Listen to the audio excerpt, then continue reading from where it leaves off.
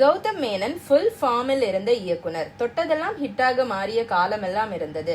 ஆனால் துருவ நட்சத்திரம் உள்ளிட்ட சில படங்கள் அவருக்கு தீராத சங்கடத்தை ஏற்படுத்தின. அதுவும் துருவ நட்சத்திரம் பட பணிகளை அவர் முடித்து பல வருடங்கள் ஆகிவிட்டன. ஆனாலும் கடன் பிரச்சனையால் அந்த படம் இன்னமும் ரிலீஸ் ஆகவில்லை. இந்நிலையில் அந்த படத்துக்கு இப்போதைய நிலைமை என்னவென்பது குறித்த தகவல் வெளியாகி இருக்கிறது.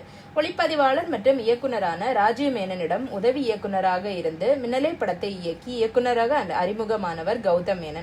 அந்த படம் ஹிட்டானதை தொடர்ந்து காக்க காக்க, வேட்டையாடு விளையாடு, வாரணம் ஆயிரம், விண்ணை தாண்டி வருவாயா, என்னை அறிந்தால் என வரிசையாக ஹிட் படங்களை இயக்கினார்.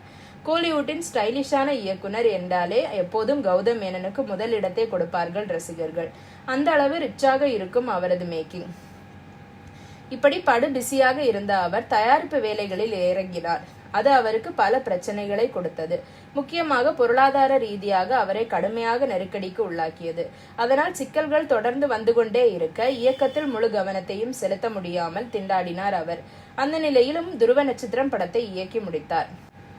முதலில் இந்த கதையை ரஜினியிடம் சொன்னார். அவரும் ஓகே சொல்லும் மனநிலையில்தான் இருந்தாராம். ஆனால் சில காரணங்களினால் கடைசி நேரத்தில் அவர் நடிக்கவில்லை.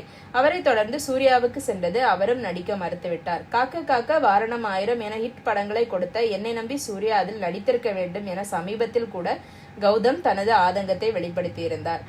ரஜினி சூர்யா நடிக்க மறுத்ததை அடுத்து விக்ரம் ஹீரோவாக கமிட் ஆனார். அவருடன் சிம்ரன், பார்த்திபன், டிடி என பெரிய நட்சத்திர பட்டாளமே நடித்திருந்தது. அனைத்து வேலைகளும் முடிந்தாலும் படம் ரிலீஸ் ஆகவில்லை. இப்போது ரிலீஸ் ஆகிவிடும், அப்போது ரிலீஸ் ஆகிவிடும் என அறிவிப்பு மட்டும்தான் வரும். இந்நிலையில் புதிய தகவல் ஒன்று வெளியாகியுள்ளது. அதன்படி இன்று கௌதம் மேனன் நீதிமன்றத்தில் ஒரு பிரமாண பத்திரம் தாக்கல் செய்ததாகவும் அதில் தான் யார் யாருக்கு கடன் கொடுக்க வேண்டும், எவ்வளவு கொடுக்க வேண்டும் என்ற உள்ளிட்ட விவரங்கள் இருந்ததாக கூறப்படுகிறது. அது மட்டுமின்றி இந்த கடன் தீர்க்கப்பட்டால் மே 27 படத்தை ரிலீஸ் செய்ய கௌதம் தயாராகி இருக்கிறாராம்.